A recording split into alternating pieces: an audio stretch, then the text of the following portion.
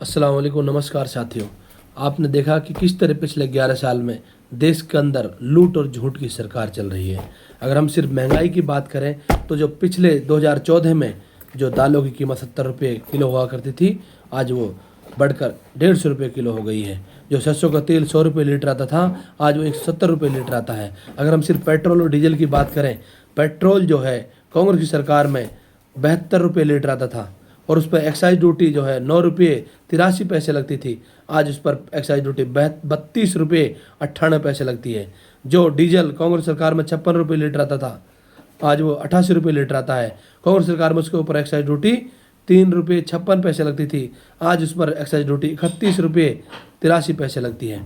इन्होंने पिछले 11 साल में सिर्फ पेट्रोल और डीजल की कीमतें बढ़ाकर 36 लाख करोड़ रुपए लूटने का काम किया है और उसे 36 लाख करोड़ में से बड़े उद्योगपति मित्रों का 16 लाख करोड़ रुपया एनपीए के नाम पर माफ़ करने का काम किया है और ये कमीशन लेकर हुआ है। लेकिन किसानों का कर्ज माफ़ करने के लिए इनके पास कोई पैसा नहीं है और किसान यहाँ तक के कर्ज के बोझ के दले दबकर लगभग 1,20,000 किसानों ने पिछले 11 साल में आत्महत्या की है। और इससे बड़ी विडंबना देश का अन्नदाता जो है आत्महत्या करने पर, अपनी ज़िंदगी ख़त्म करने पर आ जाए, इससे बड़ी विडंबना और कुछ नहीं हो सकती।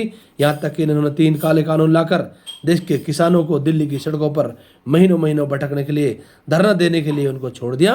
यहाँ तक कि 750 किसानों ने अपनी ज़िंदगियाँ देश के लिए न्यौछावर कर दी। आप युवाओं के रोजगार की बात की, लेकिन युवाओं के पास रोजगार नहीं है। अगर वो रोजगार मांगते हैं तो उनको लाठियां मारी जाती हैं। यहाँ हमारी सेना को इन्होंने कमज़ोर करने का मोदी जी ने काम किया है। और अभी आपने देखा किस तरह जब हमारी सेनाएं पाकिस्तान को अभी युद्ध में जो सबक सिखा रही थी, तो नरेंद्र ने ट्रंप के आगे सरेंडर कर दिया। इसलिए हम कहते कि सीमा पर मरता जवान और खेत में मरता किसान, और फिर भी मोदी जी कहते मैं पहलवान। क्या ये देश का नहीं अपमान?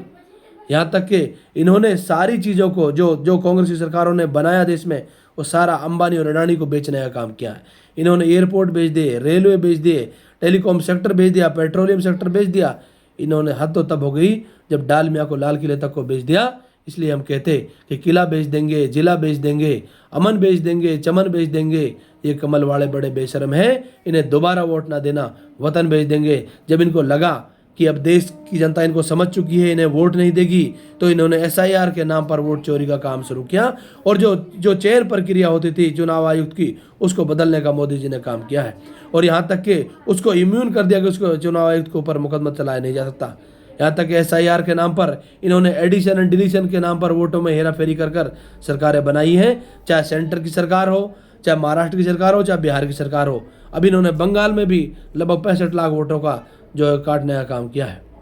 लेकिन आज हमारे नेता आदरणीय खड़गे जी और राहुल गांधी जी ने जिस तरह वोट चोरी के मुद्दे को लोकसभा और राज्यसभा में उठाया और 14 दिसंबर को दिल्ली के अंदर महारैली करके जो दिखा दिया, पूरे देश को ये समझा दिया कि ये सरकार, मोदी की सरकार, वोट चोरी से बनी है।